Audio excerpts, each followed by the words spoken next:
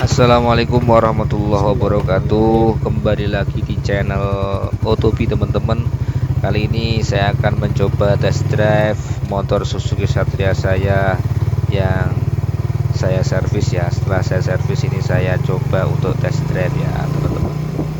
Di sini saya akan sedikit bercerita ya sambil kita jalan-jalan ya. Ini terkait dengan handling yang lincah dan juga ergonominya yang sporty ya.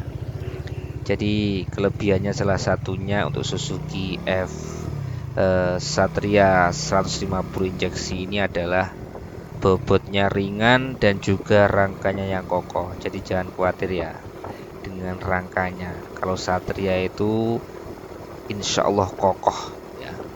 Dengan bobot yang relatif ringan di kelasnya dan penggunaan rangka twin spar ya.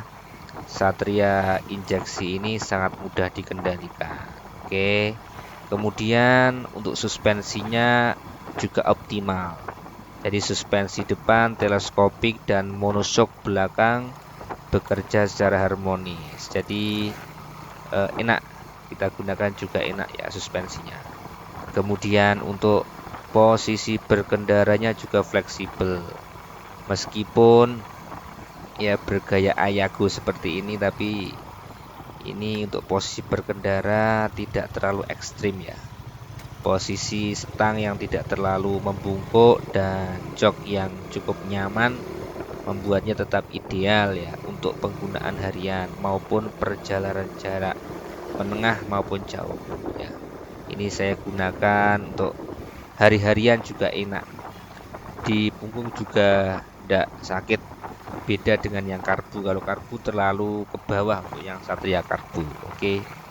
Kemudian teman-teman untuk akselerasinya ini lebih responsif ya.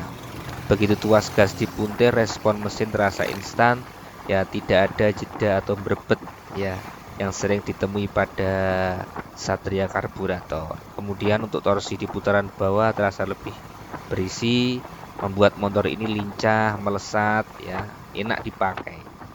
Kemudian untuk pembakarannya lebih sempurna karena sistem injeksi itu kan memastikan campuran udara dan bahan bakar yang selalu optimal.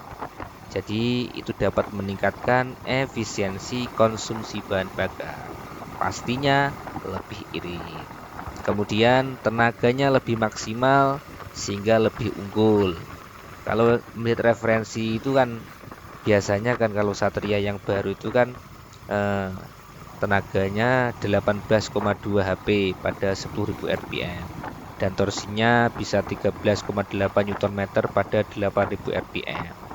Jadi untuk Satria injeksi tetap menjadi salah satu yang teratas di kelasnya. Jadi ini termasuk motor yang kenceng ya teman-teman. Oke. Kemudian dilanjutkan dengan fitur modernnya ya. Ya ini untuk bicara kelebihan-kelebihan ya karena saya suka. Pertama, panel instrumennya yang full digital ya. Untuk informasi berkendara tersaji lengkap ya. Ada speedometer, tachometer, kemudian indikator gigi hingga konsumsi bahan bakarnya itu ada di panelnya ya teman-teman. Kemudian ada lampu utama LED-nya juga ada. Kalau punya saya ini sudah saya ganti ke bilet ya teman-teman. Sudah saya modif sedikit lampu bilet. Kemudian kapasitas tangki bahan bakar sekarang menjadi 4 liter ya, 4 liter ya. Ini alhamdulillah dipakai enak teman-teman ya. Saya coba pakai perjalanan ini ke malam-malam. Ini jalur Bandung Prigi ya teman-teman ya. Jalannya sebagian sudah mulai diperbaiki.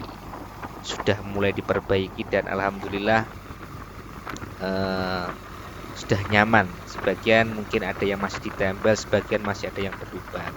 Semoga saja untuk jalanan jalur Bandung ke Pantai Perigi ini jadi jalan yang baik lah, dengan jalan lintas kota ya. Jadi semoga segera diperbaiki semuanya agar para warga itu enak beraktivitas. Oke teman-teman, jadi kelebihannya yang lain adalah kualitas material dan perakitannya ya. Rangka dan bodi Satria itu solid. Meski bobotnya yang ringan ya, rangka twin spar pada Satria F150 injeksi itu terasa kokoh dan presisi. Jadi material plastik bodi juga disebut-sebut lebih baik dan solid dibandingkan beberapa kompetitornya. Ini berarti motor ini lebih tahan terhadap guncangan dan getaran serta memberikan rasa yang lebih nyaman ketika melaju kencang. Oke. Kemudian apalagi teman-teman? Kemudian yaitu teknologi SCAM, Suzuki Composite Electrochemical Material. Silinder mesin Satria injeksi menggunakan teknologi SCAM ya. Ini adalah teknologi pelapisan dinding silinder yang membuat permukaan lebih keras, tahan gesekan dan mampu melepas panas lebih baik. Ini adalah teknologi yang membuat mesin lebih awet dan performa tetap terjaga dalam jangka panjang. Ini kelebihannya. Kemudian apalagi teman-teman? Yaitu radiatornya berukuran besar untuk menjaga performa mesin yang tinggi.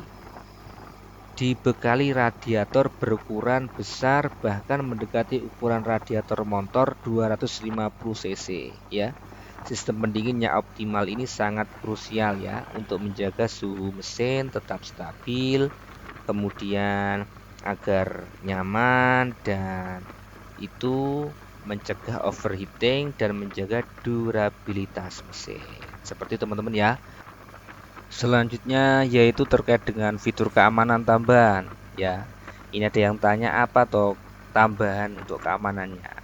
Meskipun bukan fitur utama yang sering disorot ya teman-teman, tapi ini merupakan fitur tambahan untuk menunjang keamanan. Salah satunya itu alarm sistem. Beberapa varian atau edisi khusus Satria sudah dilengkapi dengan sistem alarm.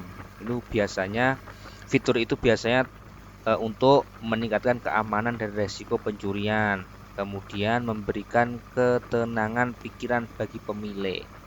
Nah, itu namanya alarm sistem. Kemudian apalagi teman-teman? Yaitu ada penutup lubang kunci magnetis.